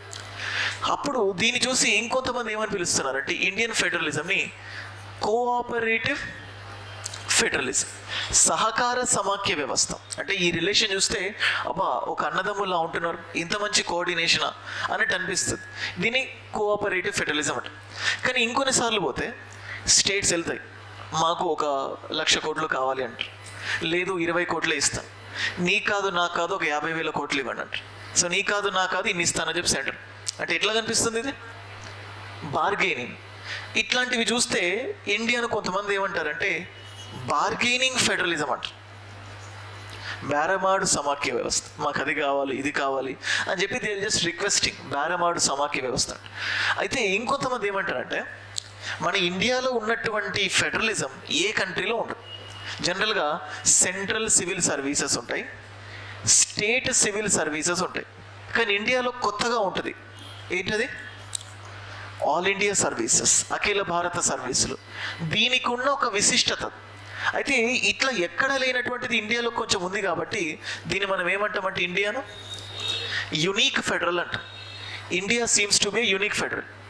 చాలా సందర్భాలు ఇప్పుడు రాష్ట్రపతి పాలన, జాతీయ అత్యవసర స్థితి ఇట్లాంటివి ఇంపోజ్ చేసినప్పుడు పవర్స్ అన్నీ ఎవరికి వెళ్ళిపోతే పూర్తిగా సెంటర్కి వెళ్ళిపోతాయి. అంటే చాలా సందర్భాల్లో centre will show it's domination. అప్పుడు సెంటర్ని ఏమంటామంటే అంటే అప్పుడు ఇండియాని ఏమంటామంటే సెంట్రలైజ్డ్ ఫెడరలిజం అంట. అంటే చూడండి, ఫెడరలిజం అనే పదం లేదు, కానీ ఇన్ని ఫెడరలిజంలు ఇచ్చారు ఇండియాకి. So we don't have this word, but ఆ రిలేషన్ చూసి మనం ఒక్కొక్కసారి పిలుస్తూ ఉంటాం. అందుకే ఇప్పుడు చూడండి, ఇప్పుడు మనం సెంటర్, స్టేట్, లెజిస్లేచర్, ఎగ్జిక్యూటివ్ చూసిన తర్వాత ఈ ఇద్దరికి ఎట్లా ఉన్నాయి రిలేషన్స్ అని చెప్పేసి మనం డిస్కస్ చేస్తాం. అంటే శాసనపరమైన సంబంధాలు ఏంటి, పరిపాలన పరమైన సంబంధాలు ఏంటి, ఆర్థిక పరమైన సంబంధాలు ఏంటి. ఇప్పుడు ఇవి డిస్కస్ చేస్తే ఇంకా క్లియర్గా అర్థం. అంటే ఇవి తెలియాలంటే ఫస్ట్ సెంట్రల్ యొక్క శాసనపరమైన అంశాలు ఏంటి, స్టేట్ యొక్క శాసనపరమైన అధికారాలు ఏంటి, అవి తెలిస్తేనే ఇప్పుడు వాళ్ళిద్దరికి ఉన్న రిలేషన్ ఏంటి ఇవన్నీ మనకు అర్థమవుతాయి. సో ఇది ఇంకొక సిలబస్లో ఉన్న ఇంకొక పాయింట్ ఏంటంటే కేంద్ర రాష్ట్ర సంబంధాలు, centre state relations, and this centre state relations in terms of legislative relations, administrative relations and also financial relations. So ఇలా ఉంటుంది. సో ఇప్పుడు ఇవన్నీ ఉన్నది ఎక్కడ ఉన్నది? All these things are present in constitution. ఇప్పుడు ఈ కాన్స్టిట్యూషన్ని ఎలా రచించారు? That's nothing but making of constitution. రాజ్యాంగ రచన, రాజ్యాంగాన్ని ఎలా రచించారు? సరే, ఈ రాజ్యాంగం 1950s అమల్లోకి వచ్చేది ఇలాగే ఉందా, లేకపోతే ఫస్ట్ నుంచి ఎలా ఇవాల్వ్ అవుతూ వచ్చింది? అంటే 1773 రెగ్యులేటింగ్ యాక్ట్ నుంచి, చార్టర్ యాక్ట్స్ నుంచి, గవర్నమెంట్ ఆఫ్ ఇండియా యాక్ట్స్ నుంచి ఎలా అవుతూ వచ్చింది. సో దీనికి ఇక్కడ ఏమవుతుందంటే మనం ఇక్కడ ఏం చూస్తామంటే హిస్టారికల్ బ్యాక్గ్రౌండ్ అంటాం, లేకపోతే హిస్టారికల్ అండర్ పిన్నింగ్స్ అంటాం, చారిత్రక నేపథ్యం అంటాం. ఈ చారిత్రక నేపథ్యం చూసి తర్వాత మనం ఏం చూస్తాం? Making of constitution. కాన్స్టిట్యూషన్ గురించి మొత్తం స్టార్టింగ్లో మనకేముంటుంది? ప్రియాంబుల్, ప్రవేశిక. అంటే మన రాజ్యాంగం యొక్క ఆశయాలు ఏంటి, లేకపోతే దాని స్వభావం ఏంటి, ఏమున్నా ఏంటి, ఇవన్నీ కూడా అక్కడ క్లియర్గా ఉంటుంది. తర్వాత ఇవన్నీ మనం ఇండియన్ అడ్మినిస్ట్రేటివ్ పాయింట్లో చూసాం, బట్ మనకంటూ స్పెషల్గా ఉన్నవి ఏంటి? ఫండమెంటల్ రైట్స్ అంటే మనం ఏదైనా మాట్లాడొచ్చు, ఎక్కడికైనా వెళ్ళొచ్చు, మతపరమైన స్వేచ్ఛ, ఏ మతాన్నైనా నువ్వు హ్యాపీగా స్వీకరించవచ్చు. సో దాన్ని నువ్వు ప్రేజ్ చేయొచ్చు, లేకపోతే దాన్ని ప్రచారం చేసుకోవచ్చు, ప్రాక్టీస్ చేసుకోవచ్చు. అలాగా కొన్ని డిఫరెంట్ అంటే ఎస్సీ, ఎస్టీ, బీసీ, విమెన్ వీళ్ళందరికీ కొన్ని రిజర్వేషన్స్ ఇవన్నీ ఉంటాయి. సో ఇవన్నీ మనకి ఎక్కడ ఉంటాయి? Fundamental rights. ఇప్పుడు దీని తర్వాత డిపిఎస్పిస్, రాజ్య విధాన ఆదేశిక సూత్రం. అంటే సో ఇక్కడ ఏమవుతుందంటే పర్టికులర్గా స్టేట్ కొన్ని ఇన్స్ట్రక్షన్స్ ఇస్తుంది ఎవరికి? కాన్స్టిట్యూషనల్ మేకర్స్కి, లేకపోతే రూలర్స్కి. ఇదిగో ఇటువంటి స్కీమ్ ఫర్ సపోజ్ ఇప్పుడు చూడండి, మనకు పబ్లిక్ అసిస్టెన్స్ అంటే ప్రభుత్వం సహాయం చేయాలి అని చెప్పి మనం చూస్తూ ఉంటే రైతు బంధు, దళిత బంధు, ఆసరా, ఇటువంటి అంతకుముందు గవర్నమెంట్ ఉన్నప్పుడు స్కీమ్స్ ఉన్నాయి. పెన్షన్, ఇప్పుడు మళ్ళీ పెన్షన్ స్కీమ్స్ పేర్లు మారుతాయో ఏంటో, బట్ ఆ కైండ్ ఆఫ్ థింగ్స్ ఉన్నాయి. ఇలా ప్రభుత్వం ఆసరాగా ఉండాలి అన్నట్టు ఒక సంక్షేమ పథకాలని సజెస్ట్ చేస్తుంది ఏంటి? డిపిఎస్పిస్. సో ఆ తర్వాత దెన్ ఆబ్వియస్గా ఇండియన్ సిటిజన్స్కి ఉండాల్సిన డ్యూటీస్ గురించి ఉంటుంది, ఫండమెంటల్ డ్యూటీస్. సో ఎవ్రీథింగ్ ఇలా ఒక సిస్టమాటికల్ వేలో మనం ఇప్పుడు చూస్తే సెంట్రల్ లెవెల్లో చూసాము, అండ్ అలాగే స్టేట్ లెవెల్లో చూసాము. లోకల్ లెవెల్లో ఏముంటుంది మళ్ళీ? లోకల్ గవర్నెన్స్ అంటాం, లేకపోతే దాన్ని పంచాయత్స్ అండ్ మున్సిపాలిటీస్ అంటాం. ఈ పంచాయత్స్ అండ్ మున్సిపాలిటీస్ ఎప్పుడు వచ్చిందంటే మనకు 73rd and 74th constitutional amendment act. So ఇట్లా ఇవన్నీ కూడా దేంట్లో ఉన్నాయని చెప్పాను? Constitution. Then how will we amend this constitution? ఈ రాజ్యాంగాన్ని మనం ఎలా సవరిస్తాం? యాక్చువల్గా మొన్న సిలబస్ చేంజ్ అయింది. ఫస్ట్లో ఈ అమెండ్మెంట్ గురించి లేదు, ఇండైరెక్ట్గా ఉండేది, కానీ ఇప్పుడు డైరెక్ట్గా అమెండ్మెంట్ గురించి మెన్షన్ చేశారు. అండ్ ఈ పార్టీ మారినప్పుడు యాంటీ డిఫెక్షన్ లాస్ ఏవైతున్నాయో ఇంతకుముందు చెప్పుకున్నాం, they are all part of a syllabus. ఇప్పుడు ఈ సంస్థలన్నింటినీ మేనేజ్ చేయడానికి మనకు కొన్ని సంస్థలు కావాలి. వాటిని మనం ఏమంటామంటే రాజ్యాంగబద్ధ సంస్థలు, అండ్ అలాగే నాన్ కాన్స్టిట్యూషనల్ బాడీస్. అంటే కాన్స్టిట్యూషనల్, నాన్ కాన్స్టిట్యూషనల్ అంటే ఫర్ సపోజ్ ఇప్పుడు చూస్తే ఎలక్షన్ కమిషన్ ఆఫ్ ఇండియా ఉంటుంది, యూపీఎస్సీ ఉంటుంది, అండ్ అలాగే ఎస్పీఎస్సి అంటే ఫినాన్స్ కమిషన్ కానీ, లేకపోతే ఇటువంటివన్నీ కొన్ని ఇంపార్టెంట్ ఇన్స్టిట్యూషన్స్ ఉంటాయి. ఎవరు అపాయింట్ చేస్తారు, ఎలా రిమూవ్ చేస్తారు, we all will discuss that. And అలాగే నాన్ కాన్స్టిట్యూషనల్ బాడీస్లో ఎన్హెచ్ఆర్సీ కానీ, ఎస్హెచ్ఆర్సీ కానీ, లోక్పాల్ కానీ, లోకయుక్త కానీ, so central information commission, state information commission, ఇలా all these things are they. So ఇలా ఒక్కొక్కటిగా we discussed every point in our syllabus. ఇప్పుడు రీసెంట్గా మీరు పంజాబ్లో అమృత్ పాల్ సింగ్ అని చెప్పి ఒక పర్సన్ గురించి వినే ఉంటారు, విన్నారా? దీనికి సంబంధించిన వ్యక్తి అయినా అమృత్ పాల్ సింగ్ ఖలిస్తానీ వేర్పాటి వాదానికి సంబంధించాను. మణిపూర్లో కూడా కొన్నిసార్లు మనం ప్రాబ్లమ్స్ చూసాం, అంటే క్రైసిస్, అన్రెస్ట్ చూడడం కానీ. ఇప్పుడు దేశం మొత్తంలో చాలా ప్లేసెస్లో మనకు కొన్ని ప్రాబ్లమ్స్ ఉన్నాయి. దాన్ని మనం ఏమంటామంటే ఇన్సర్జెన్సీ అంటాం. ఇన్సర్జెన్సీ, వేర్పాటు. జమ్మూ కాశ్మీర్లో కూడా ఇది చాలా తీవ్ర స్థాయిలో ఉండేది. ఆర్టికల్ 370 తీసేసిన తర్వాత, పూర్తిగా యూనియన్ టెరిటరీ చేసిన తర్వాత కొంచెం తగ్గింది. ఇన్సర్జెన్సీ ఏంటి? అండ్ అలాగే థ్రెట్స్ టు నేషనల్ సెక్యూరిటీ, లేకపోతే ఇంటర్నల్ సెక్యూరిటీ అంటారు. అంటే దేశ సమగ్రతకు భంగం వాటిల్లడానికి ఎటువంటి కారణాలు? మీరు చూస్తే రీసెంట్గా కేంద్ర ఫినాన్స్ మినిస్టర్కి ఒక ఎంపీ సవాల్ చేశాడు, మీరు మా సౌత్ ఇండియన్ స్టేట్స్కి సరిగ్గా డబ్బులు ఇవ్వట్లేదు, సరిగా పంపకాలు చేయట్లేదు, ఇలాంటివి చూస్తే మా సౌత్ ఇండియన్ స్టేట్స్ అన్ని దేశం నుంచి విడిపోతాము, అలా అనే స్టేజ్ కూడా వస్తుంది అని చెప్పి ఒక స్టేట్మెంట్ ఇచ్చాడు. చూసారా? అప్పుడు షీ రియాక్టెడ్ వెరీ సీరియస్లీ. ఇట్లాంటివి దేశ సమగ్రతకు ఇంకా ప్రాబ్లం వస్తుంది. అంటే ఫస్ట్ నుంచి కూడా ఈ తమిళనాడు, కేరళ ఇట్లాంటి కొన్ని ప్లేసెస్లో జెనెటికల్గానే ఉంది ద్రవిడియన్ మూమెంట్ అని, ద్రవిడిస్తాన్ అని చెప్పి. రీసెంట్గా ఒక లైన్ గురించి స్టాలిన్ ఉదయనిధి అని ఒక స్టేట్మెంట్ చేశాడు, సనాతన ధర్మ అని చెప్పేసి. అప్పుడు మళ్ళీ అప్పుడు ద్రవిడియన్ కల్చర్, అంతేందుకు గవర్నర్ స్పీచ్ ఇచ్చేటప్పుడు కూడా ద్రవిడియన్ మోడల్ ఆఫ్ గవర్నెన్స్ అని చెప్పి డిఎంకే రాసేస్తే ఆయన దాన్ని చదవడానికి ఇష్టపడలేదు. ఇట్లా కొన్ని చిన్న చిన్న ఎలిమెంట్స్ ఉంటాయి. ఇవన్నీ కూడా నేషనల్ ఇంటిగ్రేషన్కి, జాతీయ భద్రతకు ఒక థ్రెట్ లా ఉంటుంది. సో ఇది మనకున్న సిలబస్, ఎవ్రీథింగ్. ఇప్పుడు నేను బోర్డు మీద చెప్పినవన్నీ కూడా యూ కెన్ ఫైండ్ దట్. ఒకసారి చూడండి సిలబస్లో.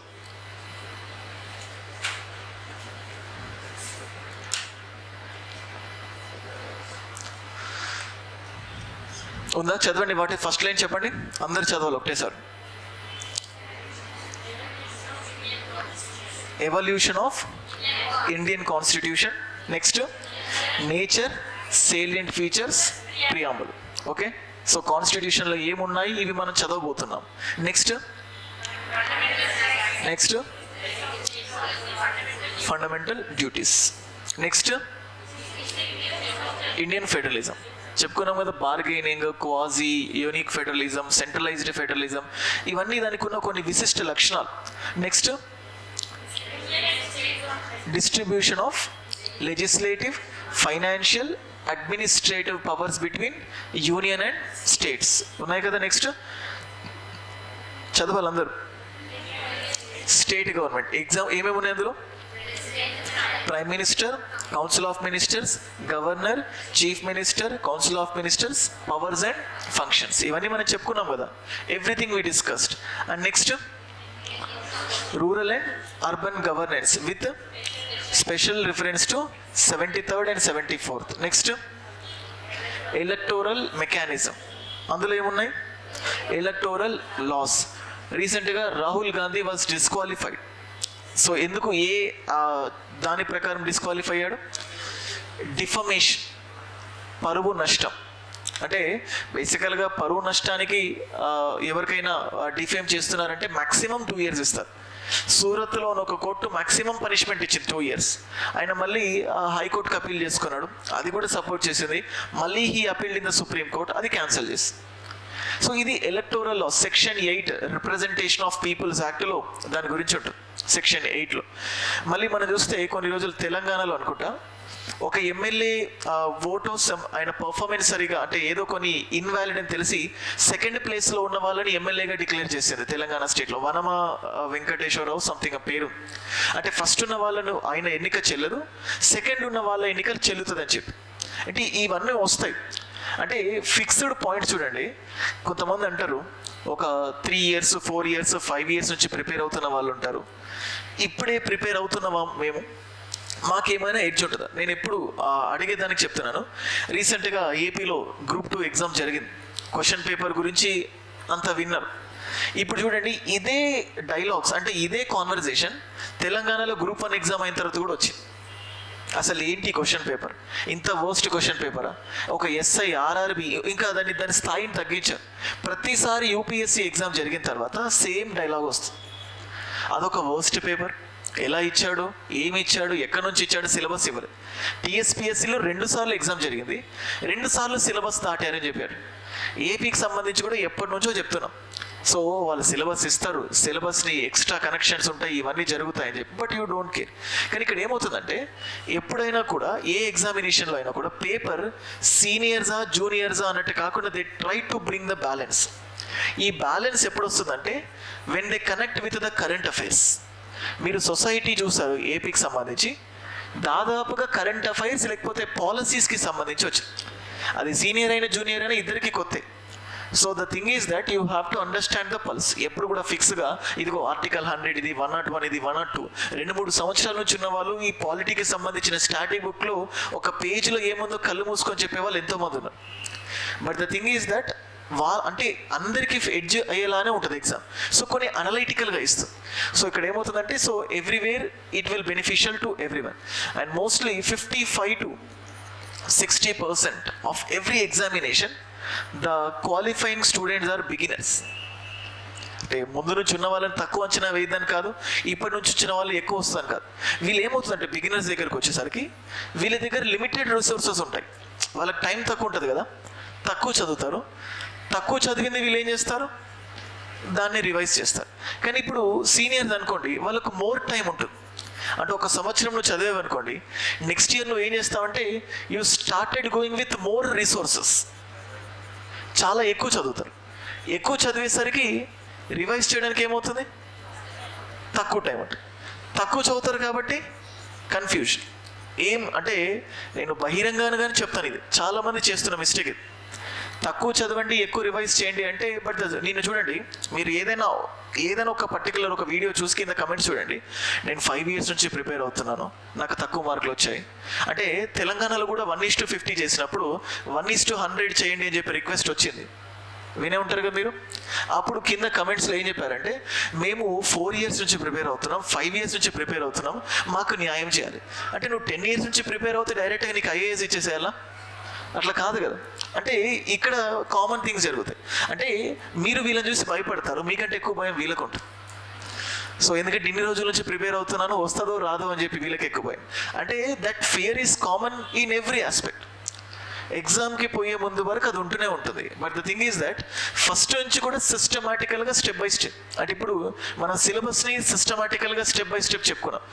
అట్లా క్లమ్జీగా చదవకుండా ఏం చదువుతున్నావు, ఏ సోర్స్ చూస్తున్నావు, దానికి రివైజ్ చేయడానికి నీకు టైం. ఇప్పుడు ఒక దగ్గరికి వెళ్ళి ఒక బుక్ కొనాలనుకుంటాం, దాంట్లో ఒక 800 pages ఉంటుంది. ఫస్ట్ నువ్వు తీసుకోవాల్సిన క్వశ్చన్ ఏంటంటే, ఈ బుక్ని నేను 3 సార్లు చదువుతానా, లేదనుకుంటే వదిలేసాను, జస్ట్ లీవ్ దట్ బుక్. ఒక్కసారి చదువుతానే వెళ్తే ఒక్కసారికి వెళ్ళిపోతుంది అంతే. బుక్ అమ్మిన వాడికి డబ్బులు వస్తాయి, రాసిన వాడికి డబ్బులు వస్తాయి, కానీ చదువుకున్న వాడికి ఏం రాదు. So here where the mistake lies. అంటే ఫస్ట్ ఇది అయిపోయిన తర్వాత కూడా ఫస్ట్ సార్, ఎందుకంటే తెలంగాణలో 2022 నుంచి ఆల్మోస్ట్ Group 2 గురించి ఊహాగానాలు వినిపిస్తుంది. అంటే 2021 నుంచి 24 వరకు ఆల్మోస్ట్ 2-3 years నుంచి ఉన్న వాళ్ళను కొత్తగా ప్రిపేర్ అయ్యే వాళ్ళకి వచ్చే ఫస్ట్ డౌట్ ఇది, వీళ్ళతో మేము పోటీ పడతాము. దాని గురించి మీరు వరి అవ్వకండి, మీకు ఒకటే కాన్సెప్ట్, సిలబస్ కంప్లీట్ చేసుకోవాలి. సో ఎగ్జాక్ట్గా ఎగ్జామ్ ఓరియంటెడ్గా సిలబస్ కంప్లీట్ చేస్తున్నారా లేదా అన్నట్లు మీ ఓరియంటేషన్ ఉంది. సో అది, సో దట్స్ ఇట్. ఇది నేను చెప్పాలనుకుంటుంది. నేను మొత్తం every syllabus, every point will be completed by me. మీకు తెలుగు ఇంగ్లీష్ 2 notes డిక్టేట్ అయినా చేస్తాను, లేకపోతే నోట్స్ అయినా ఇస్తాను. అనలిటికల్ పార్ట్ ఎవ్రీథింగ్ వీలైనంత వరకు కవర్ చేస్తాను. కొన్ని స్టాటిక్ పార్ట్స్ ఉంటే నేను మీకు అసైన్మెంట్స్ లాగిస్తాను. జస్ట్ ఇంతకుముందు చెప్పినట్టు ఇదేవరన్నారు అదేవరన్నారు అన్నట్టు క్లాస్లోనే ఇది రాసుకొని రండి, ఇది ఫైండ్ అవుట్ చేసుకొని రండి అని చెప్పి కొన్ని అసైన్మెంట్స్ ఇస్తాను. ఓకే, జస్ట్ క్లాసెస్ విని, అంటే మీరు రన్నింగ్ నోట్స్ కూడా రాసుకోవాల్సిన అవసరం లేదు, నేనే డిక్టేట్ చేస్తాను. ఆ క్లాసు, ఆ notes, that will be more than enough. And test series conducted by the institution. ఆ టెస్ట్ సిరీస్ రాయడం కాదు, ఎక్స్ప్లెనేషన్ చూసుకోవాలి. టెస్ట్ సిరీస్ రాయాలంటే రాస్తున్నారు, మార్కులు తక్కువ వస్తున్నాయి, బాధపడుతున్నారు అంతే.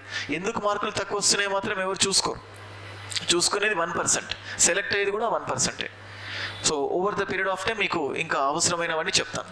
ఓకేనా, ఇంకేమైనా డౌట్స్ ఉన్నాయా? Anything to ask? నేను ఇంకా ఇది మొత్తం చెప్పాలన్న ఫ్లోలో వెళ్ళిపోయాను. మళ్ళీ ఏ టాపిక్ చెప్పినా మీకు కొత్తనే. అంటే ఒక టాపిక్ చెప్పాలంటే మళ్ళీ దాని బేసిక్స్ నుంచి స్టార్ట్ చేయాలి. Each thing will take lot of time. అందుకే ఫస్ట్ మీరు ఏదైనా కానీ సిలబస్ ఫస్ట్ తెలియాలి. కాబట్టి I just tried to decode this syllabus, ఎలా ఏంటి అని చెప్పేసి.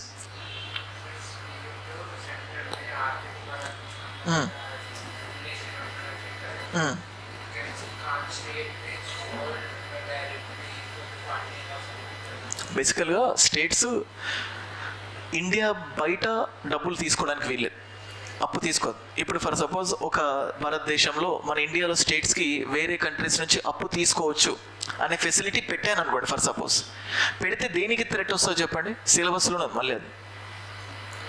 ఇప్పుడు మన దేశంలో ఒక రాష్ట్రం పక్క దేశం నుంచి అప్పు తీసుకుంటే ఏమవుతుంది? సో కంప్లీట్గా ఫెడరలిజం. ఇప్పుడు చూడండి, చైనా ఉంది, వద్దన్నా కానీ శ్రీలంకకు డబ్బులు ఇచ్చి అక్కడ కొలంబో పోర్ట్ని కన్స్ట్రక్ట్ చేసి పూర్తిగా వాళ్ళ చేతిలోకి తీసుకు. డబ్బులు ఇవ్వాలంటే చైనా అరుణాచల్ ప్రదేశ్కి ఫస్ట్ ఇస్తుంది, కోట్లు ఇస్తుంది. అప్పుడు ఆటోమేటికల్గా states will fall prey to that's country. అందుకే ఎప్పుడు అప్పు తీసుకోదు. వీళ్ళ తరఫున కేంద్రం అప్పులు తీసుకొని ఇవ్వచ్చు, కానీ రాష్ట్రాలు మాత్రం ఎప్పుడు బయట దేశం నుంచి అప్పులు తీసుకో. అంటే అది నేషనల్ ఇంటిగ్రేషన్కి థ్రెట్ వస్తుంది, ఏదది నేషనల్ సెక్యూరిటీకి థ్రెట్ వస్తుంది. ఇంకా సో అంటే మనకు పేపర్ 2లో 50 మార్క్స్ వస్తాయి. పేపర్ 1లో రైట్స్ ఇష్యూస్ ఉన్నాయి, రైట్స్ ఇష్యూస్ అనే పాయింట్. మళ్ళీ కరెంట్ అఫైర్స్ ఉంది మొత్తం ఓవరాల్గా. అండ్ అలాగే పేపర్ 2లోనే సొసైటీ కూడా ఉంది. 2016లో ఆల్మోస్ట్ 85+ క్వశ్చన్స్ వచ్చాయి పాలిటీ నుంచి. డిఫరెన్షియేట్ చేయం కానీ సొసైటీ పాలిటీ సిమిలర్గా ఉంటుంది. మనం చూడండి ఏపీ ఎగ్జామ్లో కూడా సొసైటీ ఎగ్జామ్ అయిపోయిన తర్వాత, సార్ వాళ్ళు సొసైటీ అని పాలిటీ క్వశ్చన్స్ ఇచ్చిండ్రు సార్ అంటే సొసైటీ పాలిటీ కలిసినట్టే ఉంటుంది. సో ఇట్లా అన్నీ కలిపినా we can expect almost 75+ marks polity. So economy movement తర్వాత the most important subject is Indian polity. ఈ 3 కవర్ చేస్తే you will be having very good edge in the examination. ఓకేనా, నేను బయట కూర్చుంటాను, మన డౌట్స్ ఉంటే అడగండి. I'm ending off. Thank you.